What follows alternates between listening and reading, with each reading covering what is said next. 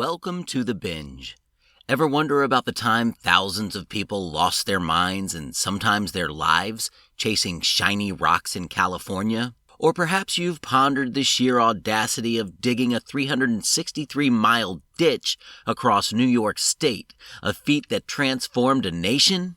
And what about the monumental effort of laying iron tracks across an entire continent?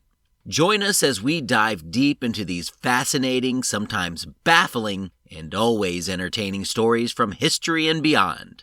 This is The Binge. It's the Binge Podcast where everything's a blast. It's the Binge Podcast. Come join us fast. The California Gold Rush. One might reasonably assume, if one were a person of sound mind and a healthy respect for the concept of sensible decision-making, that abandoning your farm, your family, and your entire life to trek across a continent on the vague promise of getting rich quick would be, well, a bit daft. One would, however, be spectacularly, gloriously wrong when considering the California Gold Rush, a period in American history where common sense took a vacation and approximately 300,000 people collectively decided that digging in the dirt was the fastest route to untold riches. It was, to put it mildly, a truly goddamn insane time. You see, in January 1848, a chap named James W. Marshall was building a sawmill for John Sutter near Coloma, California, when he spotted some glittering flakes in the American River. "Gold!" he presumably shrieked, or perhaps just muttered. "Well, I'll be a son of a bitch." News, as it tends to do when it involves shiny, valuable things, spread like wildfire. Suddenly, everyone from farmers in Ohio to shopkeepers in Boston developed an acute case of gold fever. The notion that you could simply waltz into California, pick up a nugget the size of a potato, and retire to a life of luxury was intoxicatingly appealing. The reality, of course, was rather different.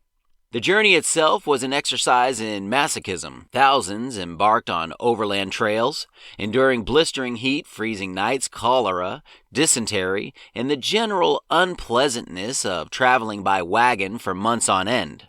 Others took the sea route, either around the treacherous Cape Horn or across the Isthmus of Panama, which involved a delightful combination of malaria, yellow fever, and being eaten alive by mosquitoes. Many didn't even make it. Their dreams of riches ended abruptly, often in a shallow grave marked by nothing more than a broken pickaxe. And then there was California itself.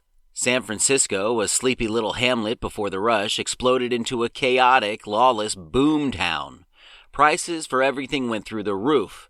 A single egg could cost $1, which was a fortune back then. A shovel was more valuable than a small horse, and a decent meal was a luxury only the truly fortunate or truly desperate could afford. The streets were a muddy, crowded mess filled with hopeful prospectors, opportunistic merchants, and a healthy contingent of thieves, gamblers, and general ne'er-do-wells. It was, by all accounts, a truly filthy, expensive, and dangerous place to be. The actual gold digging was often back-breaking, miserable work, standing in icy rivers for hours, sifting through gravel or digging deep into hillsides, all for the chance of finding a few paltry flakes. Most 49ers, as they came to be known, didn't strike it rich. In fact, the people who made the real money were the merchants selling supplies, the saloon owners selling overpriced booze, and the folks running the ferries and stagecoaches. Levi Strauss, for example, didn't find his fortune in gold. He found it in selling durable denim trousers to the miners. The gold rush did, however, have a profound impact. It accelerated California's statehood, spurred massive migration to the West, and contributed significantly to America's economic growth.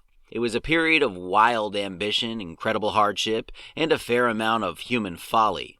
So the next time you hear about a get-rich-quick scheme, spare a thought for those poor bastards who left everything behind for a few shiny rocks, and remember that sometimes the real gold is found not in the ground, but in the entrepreneurial spirit that sells the shovels.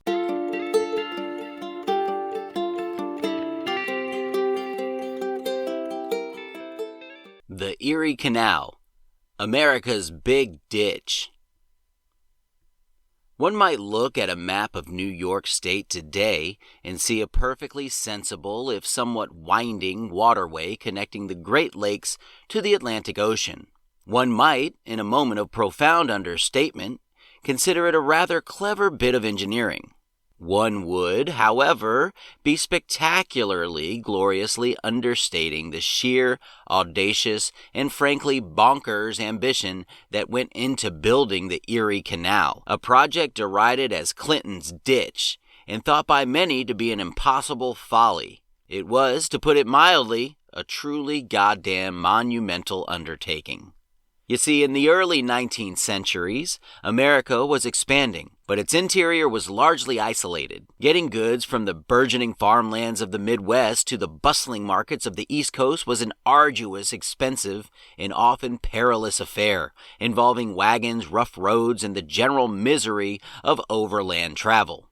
What was needed, proponents argued, was a direct water link.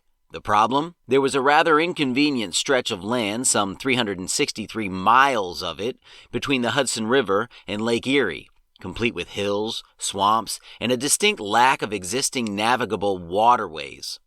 Most people, including President Thomas Jefferson, thought the idea was preposterous, suggesting it might be feasible a century hence. But then came DeWitt Clinton, the governor of New York, a man with a vision as grand as his political ambitions.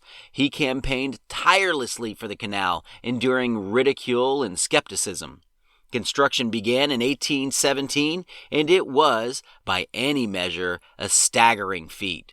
There were no civil engineers in America with the necessary experience, so the project relied on self-taught surveyors and ingenious mechanics. They had to invent new tools and techniques on the fly. Imagine digging a ditch the length of a small country through rock and marsh, using mostly picks, shovels, and the sheer, unadulterated grit of thousands of laborers, many of them Irish immigrants. It was backbreaking, dangerous work, often done in conditions that would make a modern health and safety inspector simply burst into tears. They built 83 locks to raise and lower boats over a total elevation change of 568 feet and constructed aqueducts to carry the canal over rivers. The laborers faced malaria, accidents, and the constant threat of collapse, yet they pressed on. When the canal finally opened in its entirety in 1825, it was an immediate, unqualified success. The cost of shipping goods from Buffalo to New York City plummeted by over 90%. Travel time was drastically reduced. Farmers in Ohio could now easily send their produce to market, and manufactured goods from the east could flow westward. The impact was nothing short of revolutionary.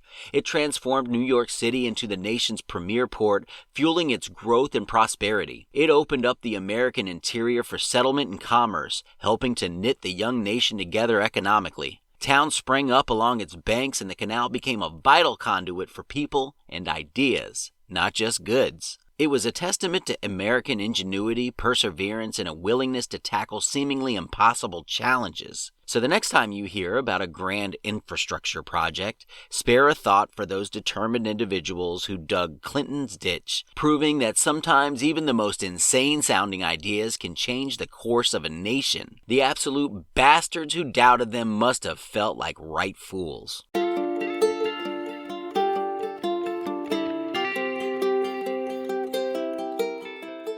The Transcontinental Railroad, Iron Horse. One might, if one were prone to romantic notions and a healthy disregard for the realities of engineering a century and a half ago, imagine the building of the Transcontinental Railroad as a grand sweeping saga of westward expansion, a glorious march of progress across the American landscape. One would, however, be spectacularly, gloriously underestimating the sheer, mind-boggling, and frankly bonkers difficulty of laying thousands of miles of iron track through deserts, over mountains, and across plains, all while dealing with hostile elements, scarce resources, and the occasional disgruntled buffalo. It was, to put it mildly, a truly goddamn insane undertaking. You see, in the mid-19th century, America was a nation divided not just by politics, but by geography. The vast expanse between the established East in the burgeoning West was a formidable barrier, making travel and trade agonizingly slow and dangerous. The idea of a railroad connecting the two coasts had been bandied about for years, a grand vision that seemed almost mythical. But after years of debate and the passage of the Pacific Railroad Act in 1862, two companies, the Union Pacific and the Central Pacific, were tasked with making this dream a reality. They would build from opposite ends, the Union Pacific pushing west from Omaha, Nebraska, and the Central Pacific battling east from Sacramento, California, meeting somewhere in the middle. The challenges were immediate and immense. The Union Pacific faced a vast, treeless plains where timber for ties was scarce and the constant threat of Native American resistance was very real. Their workforce was a motley crew of Irish immigrants, Civil War veterans, and ex-slaves, all toiling in brutal conditions. The Central Pacific, on the other hand, had to contend with the Sierra Nevada mountains, a truly terrifying granite barrier that rose thousands of feet. Imagine trying to blast tunnels through solid rock with nothing but black powder, hand drills, and the sheer, unadulterated grit of thousands of Chinese laborers who were paid less and worked even harder than their counterparts on the Union Pacific. It was back-breaking, dangerous work, often done in conditions that would make a modern health and safety inspector simply burst into tears. They built trestles over canyons, filled in valleys, and laid track at an astonishing pace, often racing against each other for government subsidies tied to mileage. Supplies had to be hauled from thousands of miles by wagon or ship. Water was scarce, food was often terrible, and the camps were rough, lawless places where saloons and gambling tents sprang up faster than the tracks themselves. The logistical nightmares alone were enough to make a sane person weep into their whiskey. Yet, they pressed on. On May 10, 1869, at Promontory Summit, Utah, the two lines finally met. The golden spike was driven, symbolizing the completion of a project that had seemed impossible. The nation erupted in celebration. The impact was nothing short of revolutionary. Travel time from coast to coast, once a matter of months, was reduced to a week. It facilitated Western migration on an unprecedented scale, opened up new markets, and truly knit the vast American continent together, paving the way for the industrial boom that followed. It was a triumph of engineering, human endurance, and sheer stubborn determination born out of a vision that many thought was utterly mad.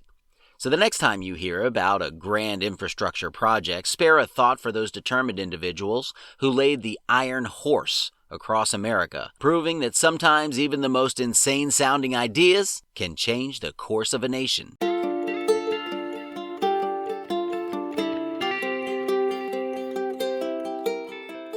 If you enjoyed this podcast, please like and subscribe. Are you tired of financial literacy books that feel like they were written by robots? You know, the ones that are so dry you need a glass of water just to get through a chapter? Well, I felt that same way, which is why I wrote Get Rich. Now let me be clear. I'm not some fancy financial guru with a string of certifications. What I am is someone who's figured a few things out on my own journey to accumulating wealth. I've made mistakes, I've learned valuable lessons, and along the way I've gained some insights I genuinely believe can help you too. In Get Rich, I've poured all of that knowledge into a book that's written in my voice, the same voice you hear right here on the podcast. It's practical, it's relatable, and most importantly, it's designed to be anything but boring. If you're ready to learn about money without falling asleep, then Get Rich is for you. You can find the link to purchase it in the show notes of this episode. Go check it out.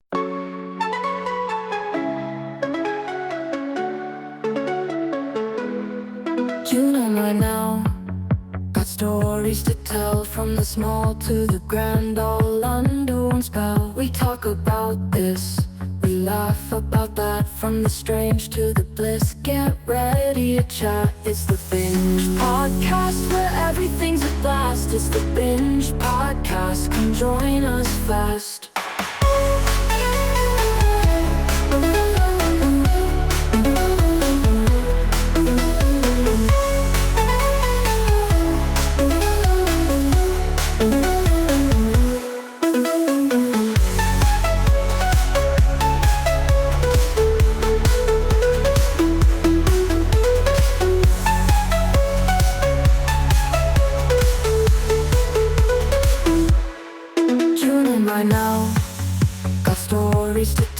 from the small to the grand, all under one spell. We talk about this, we laugh about that, from the strange to the bliss. Get ready to chat. It's the Binge Podcast, where everything's a blast. It's the Binge Podcast, come join us fast.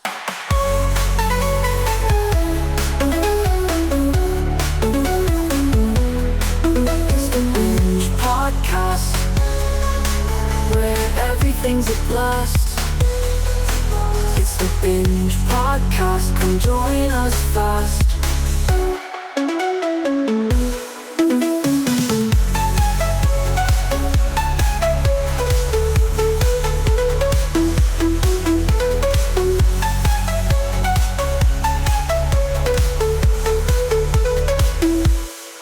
Tune in right now, got stories to tell, from the small to the grand, all under one spell. We talk about this, we laugh about that, from the strange to the bliss. Get ready to chat. It's the Binge Podcast, where everything's a blast. It's the Binge Podcast, come join us fast.